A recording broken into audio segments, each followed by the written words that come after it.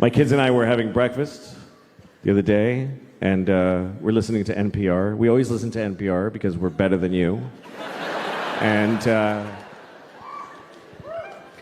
so we're listening to NPR at breakfast the other morning, and there's this one story where they kept using this phrase. They kept saying 9/11 deniers. They kept saying that. 9/11 deniers. And my daughter was like, what is that? And I said, well, it's a group of people that think September 11th was a conspiracy. And she said, oh, I thought they were saying 9/11 deniers.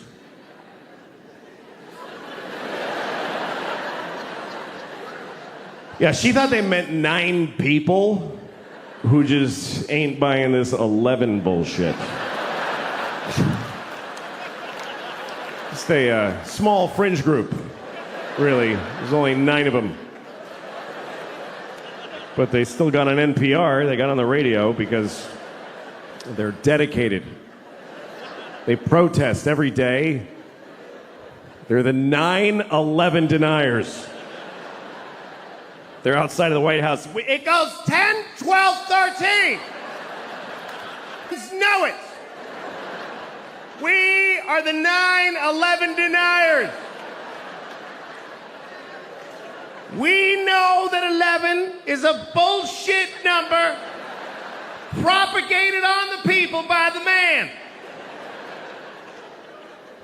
Why do we have 11 when we have 13 and 14 and 15 and 16, 17, motherfucking 18 and 19, but we do not have a 1 team? What happened to 1 team? The government took 1 team and replaced it with some bullshit called 11. We are the 9 that deny that shit.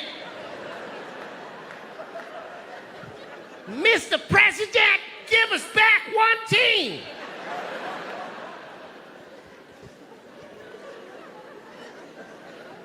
I don't mean to offend any Chinese people with the stereotype, but... That's right, I'm Chinese, motherfuckers. I lived in Shanghai. I'm Chineser than a motherfucker. I'm a chopsticks and whatnot. Ha! All right. I'm sorry. Here's the thing. Stereotypes are harmful. That's the truth. But the voices are funny.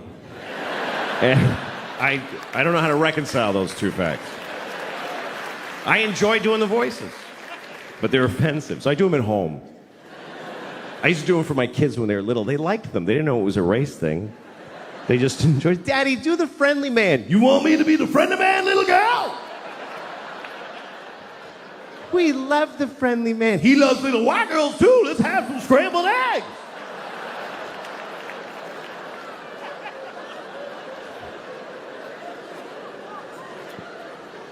And then I grew up and I was like, don't talk about the friendly man.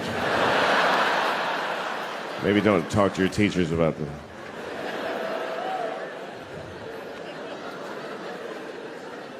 My kids go to public school in New York City, and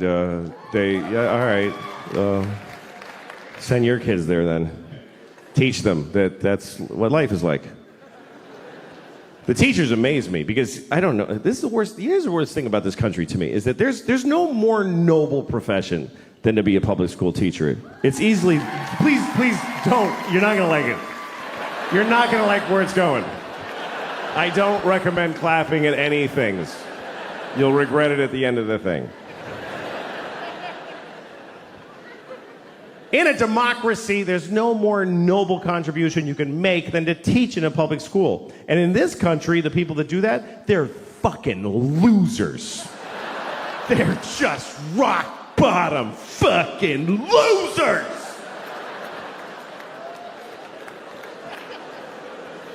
And everybody knows it, but they keep doing it. New people are teaching every day, knowing how shitty it is. They show up, they tell them ahead of time, hi, what is this job? And they say, okay, here's what we need you to do. We need you to make children know math. Wow. Do they want to know math? No, they don't want to know it. You need to make them know it against their will while they're exploding sexually and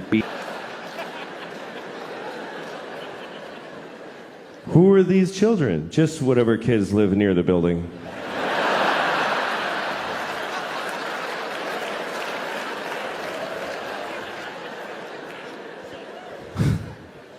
How much do I get paid? About $10 every 4 years.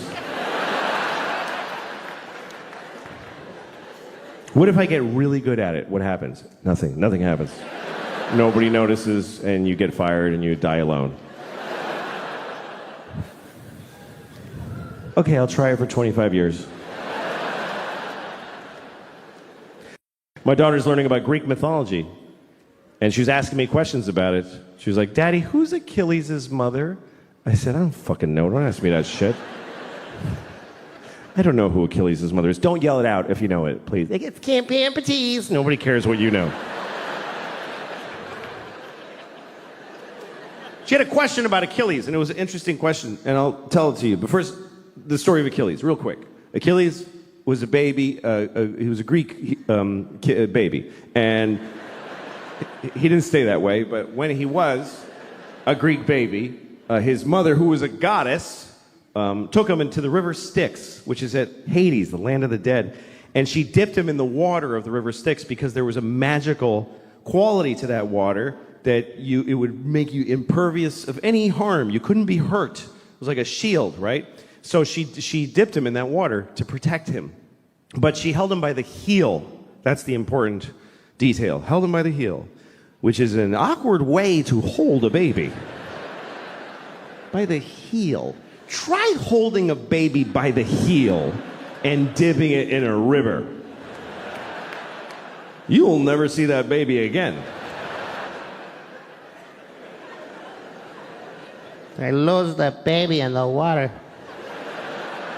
I was trying to wash him and he fell in the river. I'm sorry, Miss Achilles, I lost your baby. You told me to hold him by the heel. He's asleep. Achilles' mother's Mexican nanny. It's a lesser-known character in the Iliad. Anyway, his mother, she was able to hold on, of course, because she was a goddess. She was the goddess of grip or whatever, I don't know. And she held on, and then he was protected, except on his heel. His heel was not protected, and so that's what we call your Achilles heel, your one vulnerable place. Everybody's got their Achilles heel. Achilles' Achilles heel was his heel. Like literally.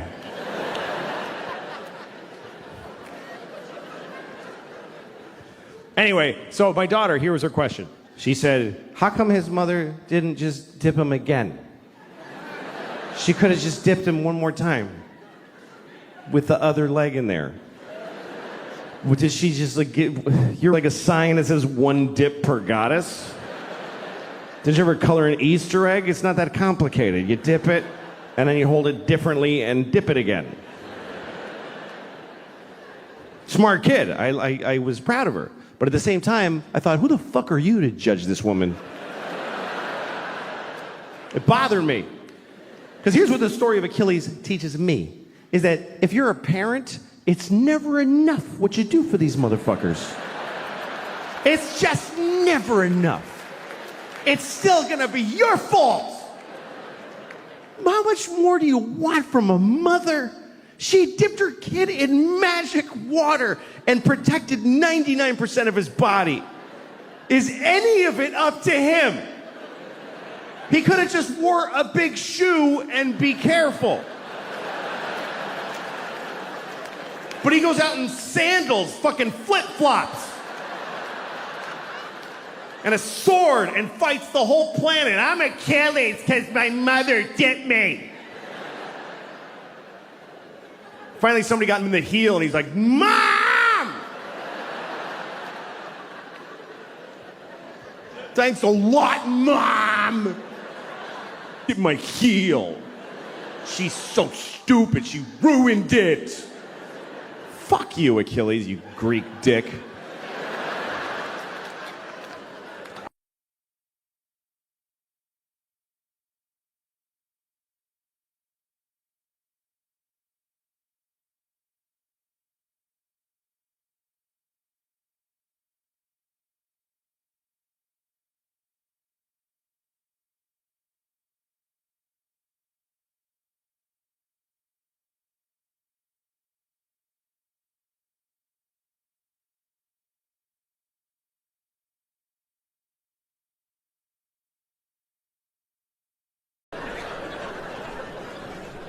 I've seen a few tits. I've seen, I don't know, 48 maybe, I don't know.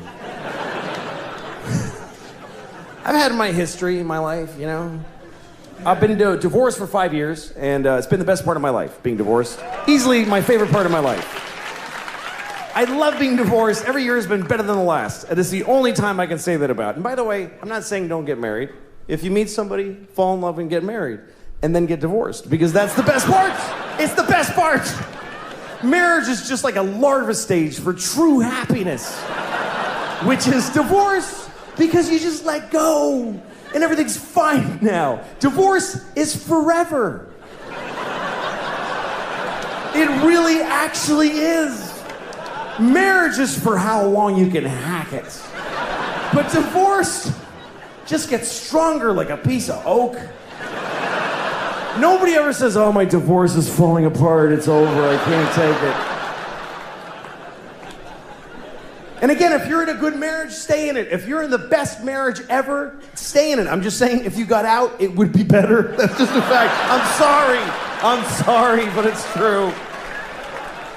Everything's better. My ex-wife and I, this is the best part of our knowing each other. We're good co-parents because we live apart and we're friends. Our kids go to her half the week, they come to me half the week. And I'm a good father. I'm an attentive, focused, and responsible father. Do you know why? Because I get to say goodbye to these kids every week. Are you shitting me? It's like every parent's fantasy. Who can't be a good father for half of every week? No matter how bad it gets, every Wednesday I get to go, goodbye, girls. Daddy's gonna go upstairs and pour whiskey all over his naked body right now.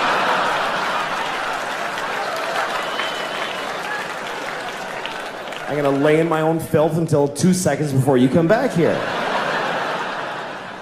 That's why I'm such a good dad.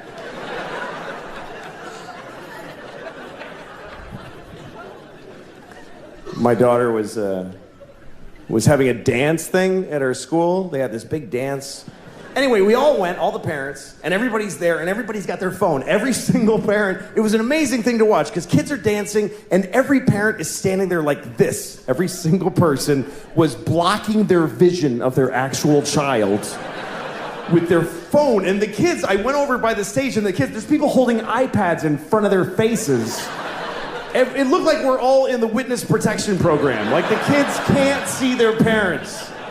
And everybody's watching a shitty movie of something that's happening 10 feet. Like, look at your fucking kid. The resolution on the kid is unbelievable. If you just look, it's totally HD. Why are you taping this? You're never gonna watch it. In a million years, you're not gonna watch videos of your kids doing shit you missed the first time it happened. You don't watch it, you just put it on Facebook. Here, you watch it. I wanna take a nap now. And then you get to read all the comments. Oh my God! It's so cute!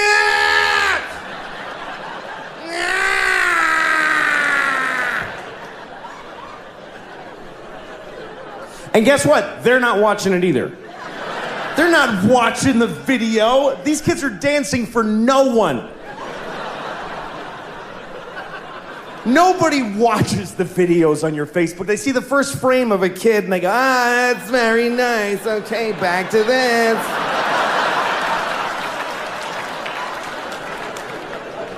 Nobody's watching your kids' videos on Facebook, I promise you. I'll prove it to you. Next time you tape your kids dance, take 1 second of it and then add 20 minutes of just your own asshole. Just go in the bathroom and just record your own anus opening and closing for 20 minutes. Tack it on to your kid dancing for a second and put that on Facebook. Everybody will write the same thing. That's adorable. I think I see a future star. Some things that are terrible happening in the world, you just kind of give up. Like in New York, there's a lot of homeless people here. I mean, there's a lot of homeless people here. I mean, not in here. There's none in here. There's none in here. There's none in here. Not even with a ticket, he ain't getting in here. They're not allowed to go where we go. They're just not allowed. That's the one part we all agree with. I don't know what to do about the homeless, but they're not coming in here. If you don't have your own indoors, you can't come into other people's indoors. Those are the rules. Those are the rules we live by. I've done benefit shows for homeless people where homeless people weren't allowed in the show. There's whole places they don't get to, like the airport. They've never even seen an airport. You never been at your gate and some guy's like, hey, I'm trying to get to Tokyo. Can you help me out?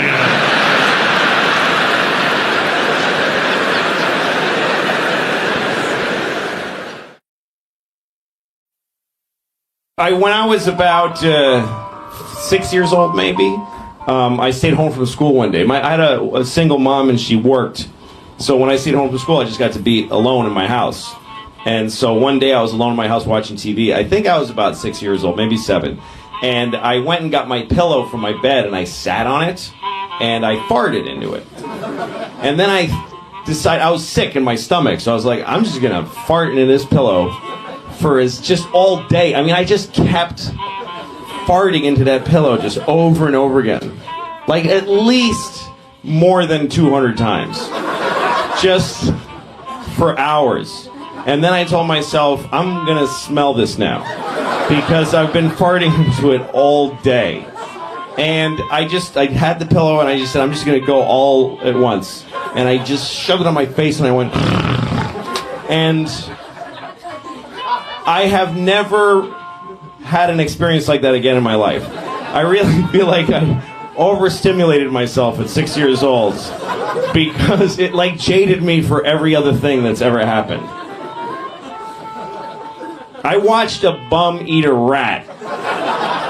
And I was like, so? I smelled 200 farts when I was 6.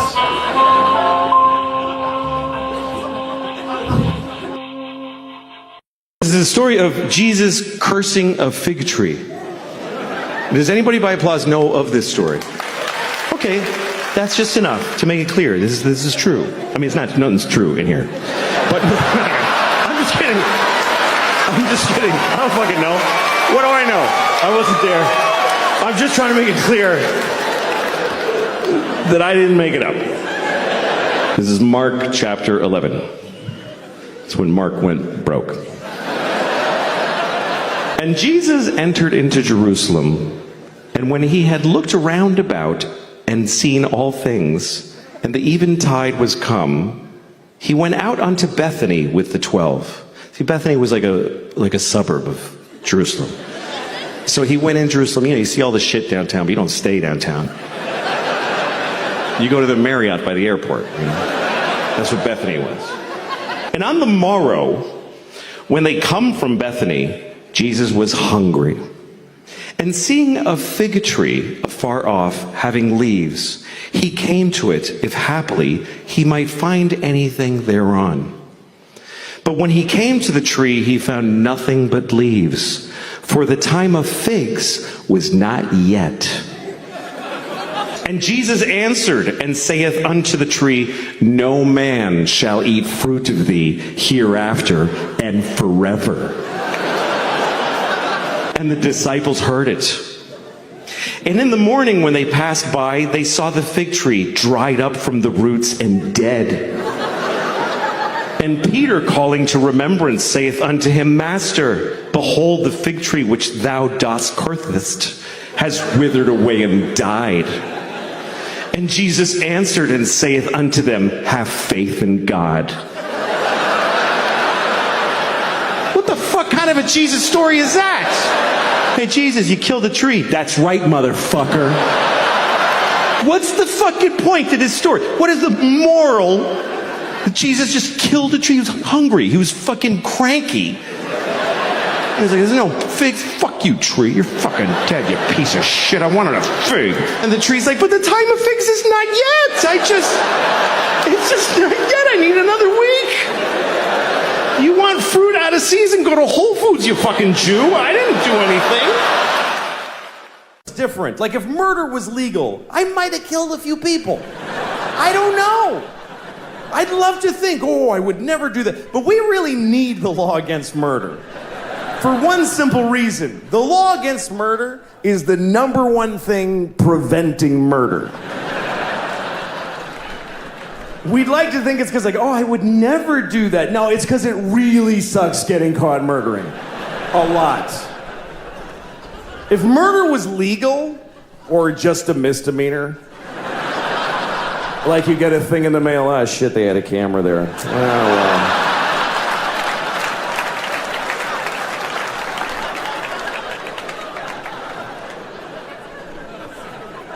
If murder was legal, there would be so much murder. Regular people would murder. Murderers would murder even more. And then really nice, sweet people would murder a few people. But nobody would murder no people. You wouldn't trust somebody who didn't murder. If murder was legal, you wouldn't like them. I never killed anybody. Okay, nice meeting you. Ugh. What a creep. I mean, not even a hooker. Live a life. What's wrong with that guy? He's like a Mormon or some shit. I hate those guys. I think he's nice. Shut up, Janet. It would just... If murder was legal, there would be a lot of murder. Children would behave very differently. Because mostly parents would be murdering their own kids. That's mostly what would happen if murder was legal. You'd be, you go to a mall, there'd be like 8 different moms in the mall just, I told you to stop it! You didn't listen to me! You'd be stepping over dead kids. It would be like a new problem. You have to clean up your kids when you kill them, because it's gross. It's bad for the environment. If you murder your child in a public place, please use one of the red bags that are in the dispensers every 3 feet of America. Put your murdered child in the red bag with a logo of a murdered kid on it. Next to the other logo that tells you not to let your alive kid play with a plastic bag because they might suffocate. In which case you could just leave them in the bag.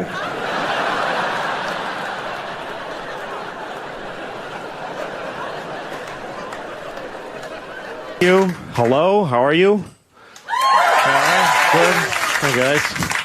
Nice to be here. I had a good day. I went shopping today. I had to buy a belt because my pants. Here's the problem. You know when you get fat and your pants get tight, and then you get fatter because it's not like, oh, well, stop eating, and then all your pants hurt. Like every pair of pants hurts. And then you eat even more because you're like, screw it now, man, and you just get depressed. But here's what happens. If you get fat enough, your belly starts to push out, and your pants won't even hang in the normal place. And then they get down to your pelvis, and then they feel loose, and you're like, hey, losing weight, all right, I'm coming down. I guess I ate my way through to the other side. I've gotten look at this. This is ridiculous. The crazy part is that my belly hits my pelvis at a right angle. It just goes right in. Like when I'm in the shower and I'm scrubbing, when I get down there, I gotta cut in like this. I actually have to scrub. Or else that gets filthy down there. It's like It is. It's like a theater seat. I find pennies and receipts and stuff. Yeah. And the worst part is I'm 39, so it's not like I'm going to get better. This is it or a lot worse for the rest of my life. It's not like I'm going to be all ripped when I'm 48. It's over. And I got tits, too. I just got boobs. I got boobs on my body. How depressing is that? That is a really weird moment in a guy's life when you catch your boobs in the mirror and you get all these weird feelings, you know? They must be the same feelings that a teenage girl has when her... It's the only thing that a 12-year-old girl and a 40-year-old man have in common is that moment when you're going, nothing! You got to carry your books like this. It's depressing. I think it's because I eat huge amounts of food all the time. I was at a party recently for my daughter and a friend of hers had a party, so I had to be in a room full of awful people at a birthday party. And but then there was a plate of cookies. And once I saw the cookies, I'm like, that's all of this is that now. I'm going to eat every cookie. And you got to have like a strategy for how often you go to the cookie plate and keep rediscovering it like you haven't seen it. The first time you see it, you're like, oh, somebody brought cookies. Yeah, I gotta go ahead. You got to go like this, like, I don't have to have one, but I don't want to insult anybody, and you eat one. I can take it or leave it. You walk away. The whole time, radar back there. Later on, different group of people around. I want the cookies. Somebody. If people start to notice how much you're eating them, you have to say something like, these are crazy. What's with these cookies? They're weird. It's like, no, it's not that you're a fat piece of crap that can't stop eating. They're insane cookies. I love all food. I like food from other countries. I was in Chinatown. I know that's not another country, but I was... in Chinatown, and I went to the this grocery store, and they had weird food in there. They had, I swear to God, they had duck vaginas. They had duck vaginas in a big barrel with a scoop stuck in it. And I'm looking at these duck vaginas. First of all, I'm thinking, could we possibly dominate a species more than that? Than that we're selling their vaginas in barrels? The ducks are like, dudes, enough already with that. I didn't get any. I didn't buy any because I don't want to know. What if I love duck vaginas? What if I love duck vaginas. They're so good.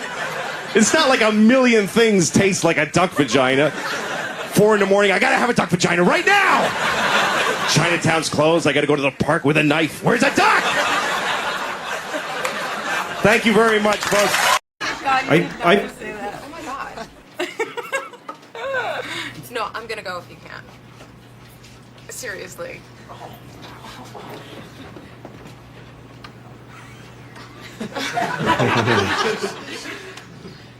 What? Hi, could you stop talking because you're making it hard for me to do my job. Oh, okay. Sorry. It's okay. Just, you don't have to be sorry. Just please don't do it anymore, okay? Okay.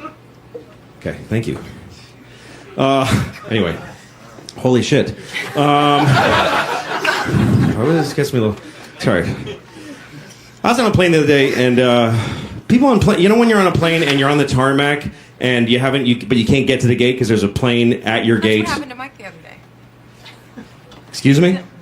No, my friend, that happened to him too. I don't care. Well, no, my friend Mike. Hey! Nobody cares about your friend Mike. Nobody cares about your friend Mike. Okay. Nobody cares about your friend Mike. Okay, whatever. It was funny. What was funny? Unlike you. I'm sorry? I said unlike you. It was funny, unlike me. Yes, I did. Can I ask you a question? Go ahead. What happened to the parade? What parade? The parade of stupid you were floating? I'm just curious. Okay, that's you not veer? even. That's not even funny. It's not? No. Okay. You sure? All right. No, you're offensive. I'm offensive? Yes. What do you mean? You're making jokes about rape, and that's offensive. You don't like rape? No. You don't? No. That's really weird because You know that you wouldn't even exist if your mom hadn't raped that homeless Chinese guy. Oh my God. However many years ago you're born. No, listen, I'm sorry. I'm really... It's hard to come back from that, but I am sorry. I didn't mean that. Look, can you do me a favor? What? Can you please just die of AIDS? Does anybody have AIDS who they could put their dick in her face and get her started on that? Oh my God. Anybody? I could sue you. What? You can sue me? Yeah. You know who I would like to sue? Everybody that works in the hospital that you were born at. Because I would like to sue them for not responsibly pulling your head off the second. Letting you live was medical malpractice. Can't you just move on? No, I can't. I really can't because you're the worst thing that ever happened in America. Seriously, it goes you, slavery, and then Pearl Harbor and 9/11 combined. Those are the three. And so, as an American, I feel like it's my duty to make you feel poorly. And your mother's a whore. My mother's dead. Your mother's dead? Yeah. That's good. It is. You know why? Because she can't make any more with her. You did not just call me a C word. What's that? Did you just call me a C word? No, I called you a because you're and your mother is one, and she had one. You know what? The moment you were being born, there was a guy walking by, and you know what he said? He said, "Hey, look, some coming out of some."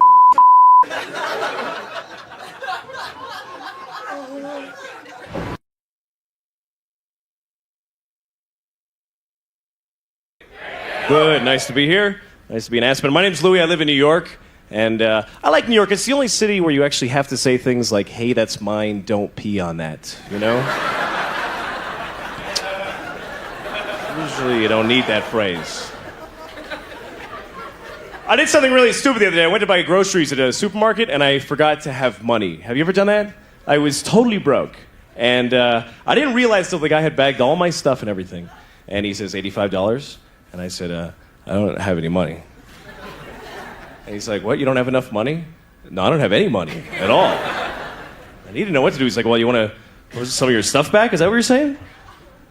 Put it all back, I think. The worst thing is I didn't know how to leave. You know, it's like, well, see you later. I had fun picking his stuff out anyway. I got a boner shop in here. Thanks, man. I always get in these embarrassing situations. Like, you know when you tell somebody a story, then a week later you tell them the same story again because you forgot? And by this time, you've added a bunch of lies to it, and you've embellished it.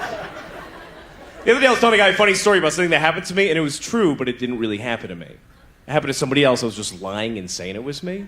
And all of a sudden, I realized that I was talking to the guy that it happened to. And he's like, that wasn't you, that was me. What the fuck is wrong with you? Oh, I thought that happened to me. Shit. So I got kind of lonely last night. I ended up calling one of those phone sex numbers. You ever call those? You know, like 1-900-BIG-TITS or whatever it is, you know? 1-900-BIG-OLD-FLOPPITY-TITTIES. You know those lines you call. And I always end up talking to some woman who's like 55 and her name is Blanche or something, you know? It's like, I'm gonna take your trousers off very slowly. And then I'm gonna play with your balls.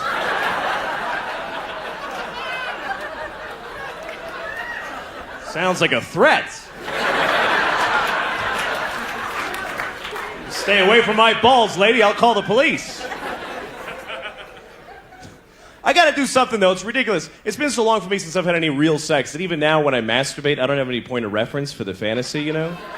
Like now when I masturbate, I just fantasize about other times I masturbated. That's all I really have in my life. Oh, yeah, my old apartment. Yeah, that was a good one.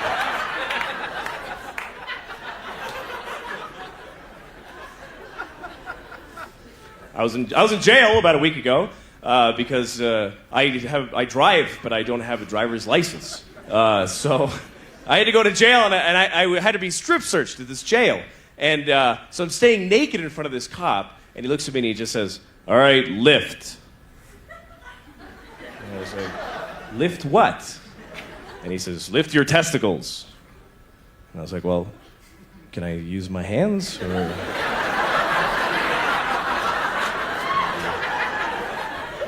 Or do you just want me to go,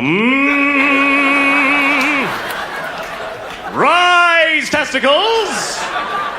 Rise on my command! Look at my great red hairy balls and fear me! Mira mis cojones grandes y peligrosos.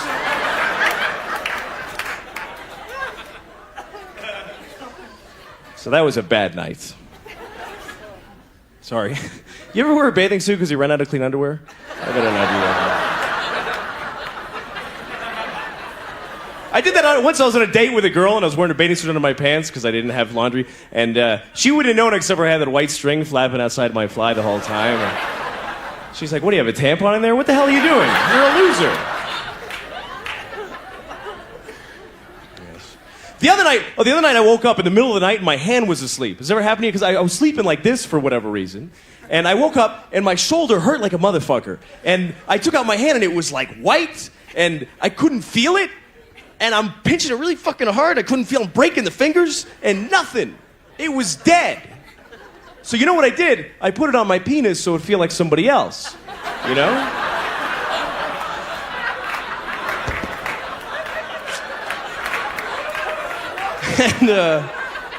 And it worked. But then I thought, shit, I got some guy's hand on my dick.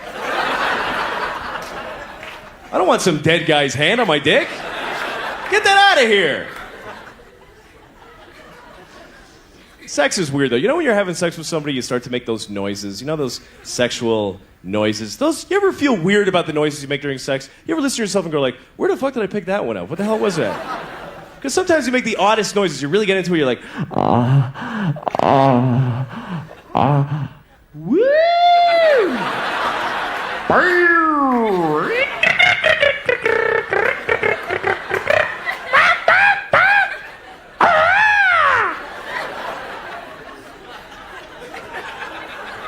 That'd be fun to make that noise with somebody that you're having sex with for the very first time, you know? After all the tension that built up to it, right at the moment of passion, you go,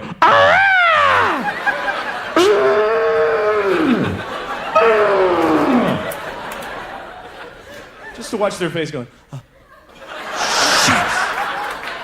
Fuck, man, another one. It's important to make those noises, though. They're very important because the reason we moan during sex is to guide your partner. You're there. It's kind of like a homing device, you know? It's kind of like if a woman is doing something to my nipples during sex or during a boating accident or whatever, it doesn't matter exactly when. If she's doing something to my nipples, I usually want to say to her, you're really wasting your time, honestly. You might as well be licking my wallet. There's just nothing there. Just fucking blow it off, you know? But that would be rude, you know? So you just moan less at the nipple. You just kind of do that holding pattern bullshit moan. It's like, oh, whatever, you know. And then if she starts to move lower, ha, ha, ha, yes! Genius! You know what would be fun to do one time when you're having sex with somebody? Don't make any noise at all. Just lie there perfectly still. And then right at the moment of orgasm, you just look at them and you go,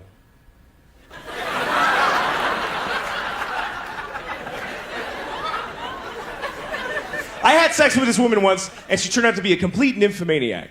And I always thought I'd want to be with a nymphomaniac, but it was really a nightmare, you know? Because she wanted to just keep going and going. And the sex was really hard work, too, because she was like just grabbing me, pulling me in there, going, come on, fuck me, come on, you redheaded faggot, do it, come on, you know?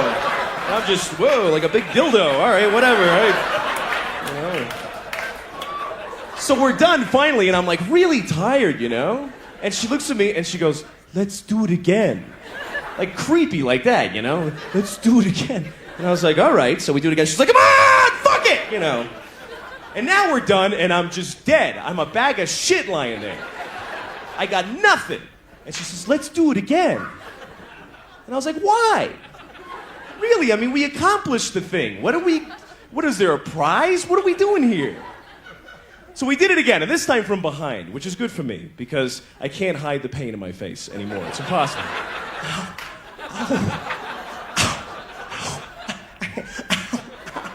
And then she starts getting into it, right? And she starts like backing into me really hard. She's going like, bam, bam, bam. And it really fucking hurt a lot. So I had to say something, you know? So I said, hey, take it easy. It's the most polite thing I could think of, you know? I didn't want to say, hey, don't back your snatch into me so hard. You're gonna rip my dick off, you fucking lunatic.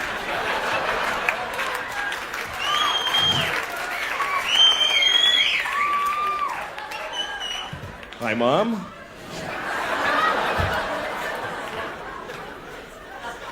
Anyway, I think sex is a great thing. I think that everybody should be allowed to have all the kinds of sex they want, you know? I would never let a woman spank me, though, because I always be afraid that then I gotta go buy hoods and magazines, and it's like skiing, you go broke on that shit, you know? But I don't understand people that are intolerant of certain sex. Like one guy came up to me once and in the middle of the street and told me I was wearing a faggy shirt. What the hell does that mean?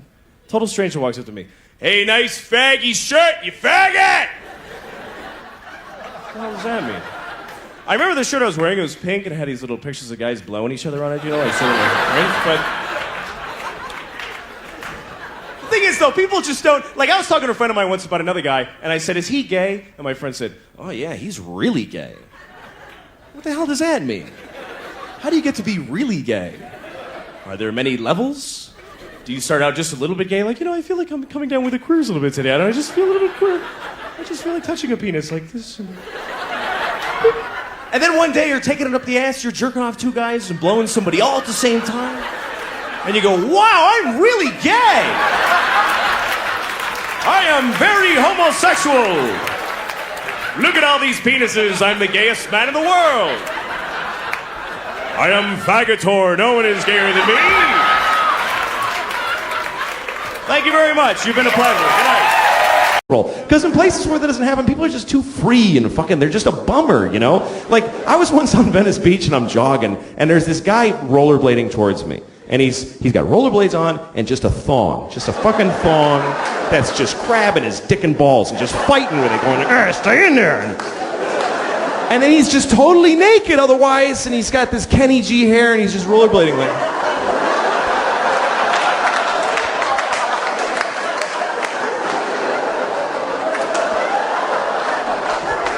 free. And I actually had to stop jogging because I needed my whole body to fucking hate this guy with. I had to just stand there and go, oh, you motherfucker. Now I have to know you exist, you piece of shit. Fucking go skate into an AIDS tree, you motherfucker. All right, now. I don't know. I've started to kind of hate people, and it's not because I have anything against them. It's just I enjoy it. It's just recreation.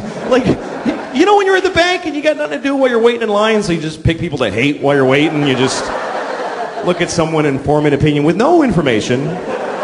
And it's never positive. Who fucking wastes their time? I bet he's a hard worker. Who thinks about that shit?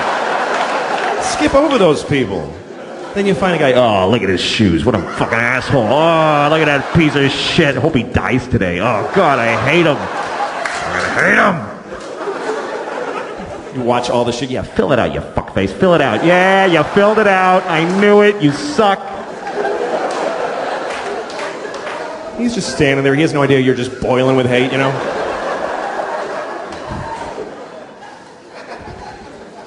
I feel people hating me sometimes, you know, like, I was at the post office and I'm at the line, you know, it's one of those things where there's a long line and one window open. So everyone's just like, everyone's mad. But when you're in the line, you're in the hate group. You get to be part of the group and you're all looking at each other going, like a silent movie of impatient people, you know.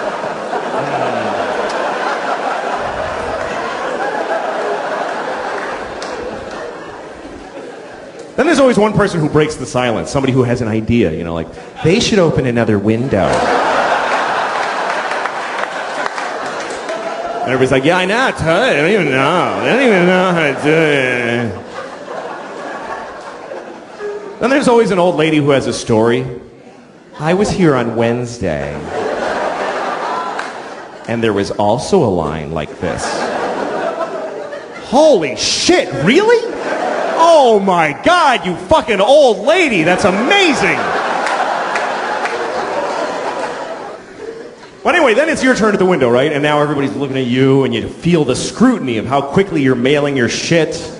You start realizing how unimportant your package is, and you feel like they can tell. You know, fuck, get out of there. You don't need to mail that right now. And it's like,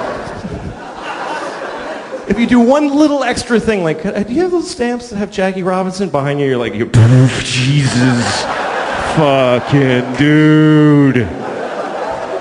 They put their shit down heavily like, fuck now, this motherfucker's gonna make me stand here while he buys fucking stamps at the post office? Are you shitting me? Well, I think life is pretty, I don't think it's so awful. I mean, I don't think you should expect anything to go well. I think the only thing you have coming to you, after you're born, the only thing you have really coming to you is death. That's the only thing that you're owed. You're owed. And the rest of it is whatever you get lucky enough to dodge the buses that can hit you and stuff, you know. Right. But I think the world the way it is better than it could be. I think that you know, there's war and there's murder, but there's not as much as there could be. Really. There could be so much more. Like when I see a crowd of people like at Disneyland or something, I'm like, how are they not killing each other all the time? Like how are there not like 50 murders every day at Disneyland? Just people with knives just going, could you just move? You know, just little, just... When I hear like a man was murdered, I'm like, sure he was. People get... There's no horror, there's no, oh my God, a man was murdered. I'm upset for him, blah, blah, his family, but I'm not surprised. I'm not surprised. I was, once I saw a homeless guy at a bus stop, and he looked really wretched, and there was a woman next to him with a purse, and in my head I was saying to him, murder her, what are you, just murder her and take the money. You're homeless. Life is kicking you in the balls every day. Start murdering and eating well. Like, why wouldn't you do that? Sounds very reasonable when you say it. This week is testing week at schools. I hear a lot about that. Yep. Yeah, so there are 3 days of extensive standardized testing. Mm-hmm. And what are the consequences of the standardized testing? Well, the way I understand it, if a school's kids don't test well, they burn the school down. So it's pretty high pressure. A lot of pressure on the kids. Yeah. Wow. And the tests are written by people that nobody knows who they are. It's very secretive. Mm-hmm. And the questions are, because they have to prepare for these tests for a long time. A lot of the year is about the tests. Teaching for the test. Teaching to the test, they call it, because they decided there's a new way kids should think, and we're going to prove they're thinking it by having them pass these tests, or we burn the school down. So, anyway, my kids kind of panic when they're in these, you know, which is okay. You know, my mother was a math teacher, and she taught me that moment where you go, I don't know what this is when you panic. That means you're about to figure it out. That means you've let go of what you know and you're about to grab onto a new thing. That's great. That you didn't know yet. So I'm there for them in those moments and I go, come on, just look at the problem. And then I look at the problems and it's like, you know, Bill has 3 goldfish. He buys 2 more. How many dogs live in London? Or something like that. So, wow. That's crazy. Well, you better notify the fire department. That's right. New York is such a part of your show. Yeah, I love it. And the way you depict New York, you must go crazy for this town. I do, because there's all sides of the spectrum here, you know. Sometimes you're I have children here, too, so sometimes you're in a park and there's pigeons, and then there's an old lady masturbating or whatever. I'm saying that's one side of the spectrum. Yeah. Well, you know how it is when you're looking at pigeons. Yeah. They're pretty erotic. Well, she fed all her bread to them and there was nothing left, so she started to masturbate for them. She's doing it for the pigeons. All right, I'm sorry. Part of it was I wanted to cut out the middleman. That's an exciting idea. I make a show, I literally output it on my MacBook and you watched it on your iPad. That was exciting to me. Yeah, sure. But here's the thing. When you cut out the middleman, you deal with the customers directly. Are you really dealing with the customers? Well, I don't. I mean, I read some of the emails I get. And like one guy wrote to me after I was on the air for 3 weeks and he said, I'm still on the fence about trying your show. I don't know if I want to spend the $5. So can you write me an email and try to convince me to watch your show? And I'm like, you know, take your $5 and shove it up your ass. Like, I'm mad. Because Dancing is a terrible career choice. You like watching it, but you think it's a terrible career choice. Worst available career choice. What are you talking about? A massive amount of dedication followed by giving up. That's what they all have to give up. Because What are you talking there's about? like 3 dance jobs on the planet Earth.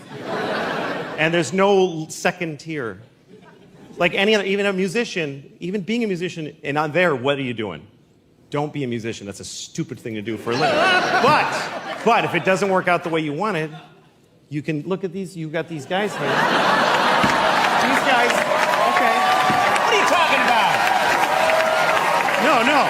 Louis. No, just to be clear, what I'm Louis, saying. you know these guys. What I'm saying is that if you're a dancer and you're the greatest dancer ever, nobody gives a shit. First of all, I mean that because everybody dances. And then, how many millionaire dancers are there? I don't know. You can dance for like 2 seconds at your peak.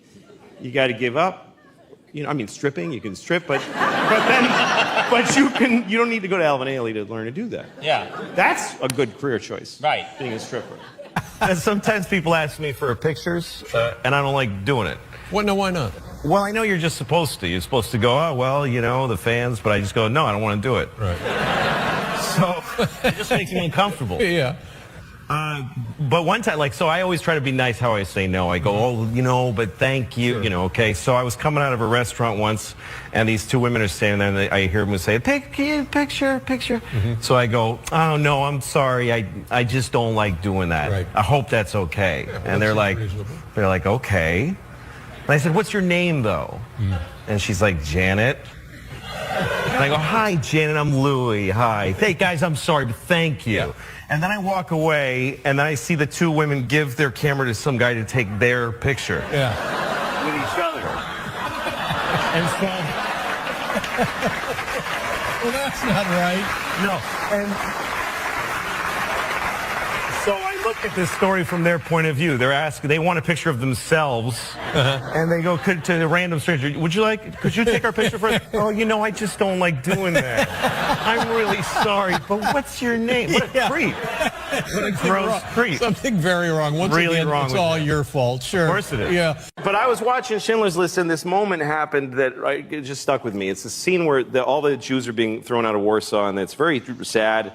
And they're going down the street, and there's these Polish people that aren't Jewish watching them leave. Right. And one of them is a little girl, and she's about 7 years old, and she's on a mailbox, and she's very cute, and she's yelling, "Goodbye, Jews! Goodbye, Jews!" And this really left an impression on me, and probably on the Jews that she was yelling at, too. Because I think it's real. I It's think a very that happened. powerful moment, yeah. Yes, and I think it probably really happened, and somebody told Spielberg about that, and he was like, we're doing that in the movie. So he made that scene, which means he had to find a little girl to play that little girl. He had to find a little cute girl who could yell, "Goodbye, Jews!" at grown-ups. Right. And that's a really... And I know how movies are made, so I know somewhere there's a tape of like 50 little girls all trying really hard, trying to get the "Goodbye, Jews" part. Right. And they're all adorable. They're adorable. Or some of them aren't so good at it. Yeah, because there's no kid actors that are like, you know, Sean Penn, can I work from within? They're all adorable. They're all cute. Right. There's a tape somewhere of little girls. Hi, my name is Anne Marie, and I'm with William Morris. Goodbye, Jews. Goodbye, Jews. Anne Marie, we need a little more anger. Oh, I'm sorry. Goodbye, Jews. Okay, next. And there's another girl. Goodbye, Jews. Goodbye, Jews. Okay, next. And then comes the girl who's amazing, and her mother has prepared her for months. She knows how to walk in the room. Hi, my name is Louise, and I am really happy to meet you. The sun'll come out tomorrow. We just need the line, actually. Oh, I'm sorry. Goodbye, Jews! Goodbye, Jews! Yeah. And there's a new thing, the cloud. They want you to go to the cloud. And they're selling it as a great idea. You don't need your stuff. Just give it to us and we'll keep it on the cloud. It's fine. You don't have to. And you're like, really? But those are my pictures. And we'll keep it on the cloud. You pay a little rent to have it up on the cloud. And the way they're going to talk you into this is that you get to have a smaller device. because you don't need to keep the stuff on it. You understand? Right. That's why. Okay, like this. Somebody gave me this iPhone. This is what an iPhone is right now. Okay. Now it's gonna when they tell you you want to keep it on the cloud, they're gonna say this is the iPhone now. The next iPhone is just gonna be this. It's just gonna be this, and it's just gonna be this thing, because you need this to store all your movies and stuff on. But you're just gonna have this, and you just rub and go, ooh, I want to see Tom Cruise, and Tom Cruise will be all around your face, and then you want to see, Selma Hayek, and then you take it and you that's how it's gonna work. I'll give you $10,000 for that thing right now. Some parents really struggle with, like, all the other kids have the terrible things, so my kid has to. Yeah, let your kid go and be a better example to the kids. Just because the other stupid kids have phones doesn't mean that, okay, well, my kid has to be stupid, otherwise she'll feel weird. Right.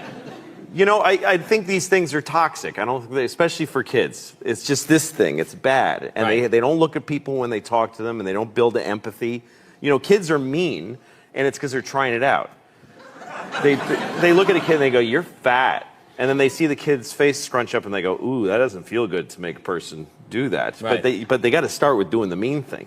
But when they write "you're fat," then they just go, that was fun. I like that." That tasted good. Let me ask you a question, and it's specifically about breakfast. I have this conversation with my son, who is 10, who is, I guess, right between the ages of your daughters. And it goes like this. Well, what would you like for breakfast? I'm not hungry. Mm-hmm. Well, yeah, but let's just say you were. How about bacon? No. How about eggs? No. Pancakes? No. And so we go through every imaginable form of consumable human food, none of which interests the kid. And then, so now we go back and we start over. And it's clear that he has decided on his side he's going to say no to everything I come up with. But yet, they have to eat. Yes, they do, but why? What do you do at why that are you point? asking him what he wants? I mean, you're asking him to decide where everything's headed. And look, I know why you're asking. I get it. But the thing is, you're saying if he doesn't decide what he wants, he won't eat. So I'm already That's behind crazy. the 8 ball. That's never going to be his... So with your girls, you just put the food in front of them. I go, here's what we're having. Here's what we're having. I don't want that. And I go, all right, what do you want then?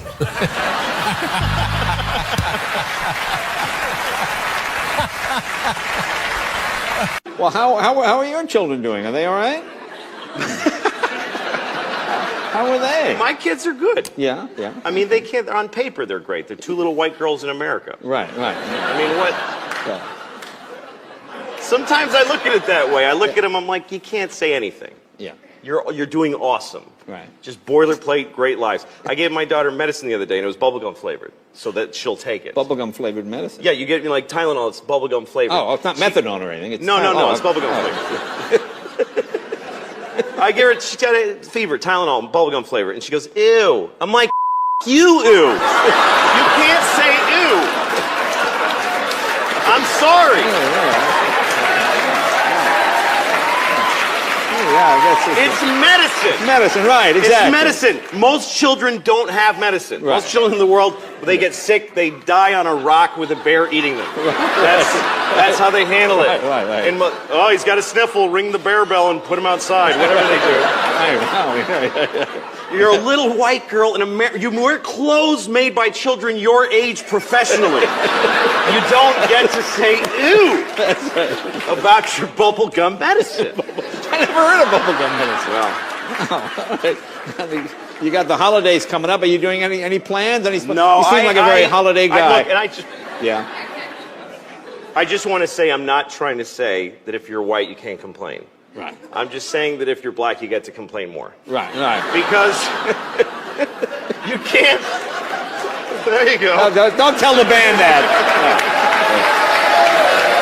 Yeah. Do you feel that we now, in the 21st century, we take technology for granted? Well, yeah, because now we live in an amazing, amazing world, and it's wasted on the crappiest generation of just spoiled idiots that don't care, because this is what people are like now. They got their phone, and they're like, it won't.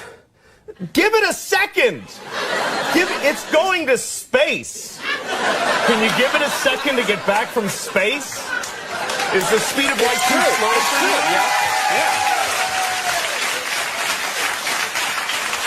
I was on an airplane and there was internet, high speed internet.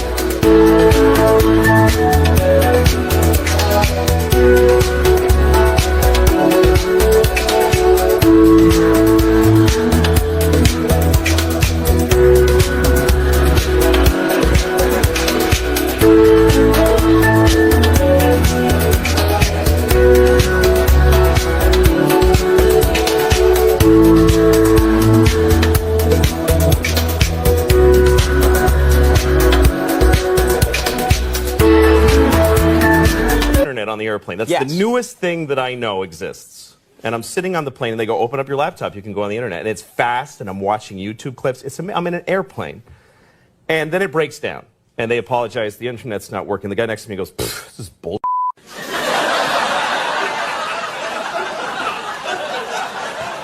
Like how quickly the world owes him something he knew existed only 10 seconds ago. Right. And on planes, I know you know, and I know you've told your kids, honesty is its own reward.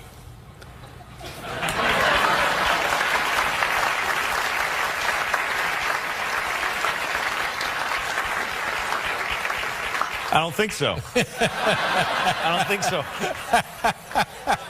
Well, here's the thing about lying is that I don't think you should do it, but I get it. That's how I feel about it. I get it. Right. Because kids lie because they're in trouble. You know, if you're in trouble as a kid, it's too much. You can't take it. You're worried. Yeah, kids don't lie for some weird Machiavellian, they're not like, you know what my teacher said about you? It's interesting. They're not trying to start something. No. It's because somebody was like, did you take the chocolate? And they're terrified. Yeah. Terrified. Yeah. If you're in trouble, you don't care. You're a grown up. You just go, oh, sorry. Right? Well, again, I've been in trouble and that didn't work. And I tried it. I said it just like that. Sorry.